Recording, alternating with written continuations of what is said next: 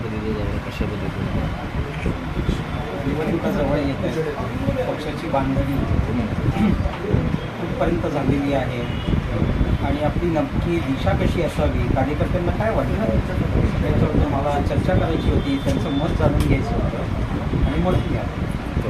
बरं, तुमच्या पक्षाच्या जिल्हाप्रमुखावरून गुन्हा दाखल झाला होता आणि त्याच पद्धतीची पोस्ट तुमची पडली होती की चुकीच्या पद्धतीने गुन्हा दाखल केला गेला आहे, राजकीय दबावपोटी गुन्हा दाखल केला गेला आहे. या संदर्भात आता तुम्ही पोलीस आयुक्तांना पण भेटलात, काय झाली चर्चा, काय नेमका विषय? पोलीस आयुक्तांना मी भेटायला गेलो होतो. हे एक राजकीय पक्ष म्हणून पोलिसांची भूमिका नेहमीच एक सामान्य माणसांना सामान्यांसारखी असायला पाहिजे, त्याला कुठचंही राजकीय वळण लागता कामा नये, हीच माझी भूमिका होती. त्याच्याबद्दल तिची चर्चा करायला गेलो. त्याच्यामध्ये आमच्या जिल्हाप्रमुखावरती गुन्हा दाखल झाला, तो खरा आहे का खोटा आहे ते कालांतराने पुढे सिद्ध होईलच, पण त्याच्यावरती माझं काही भाष्य झालं नाही. कोण दबाव टाकला असं वाटतं? कोणी टाकू शकतो.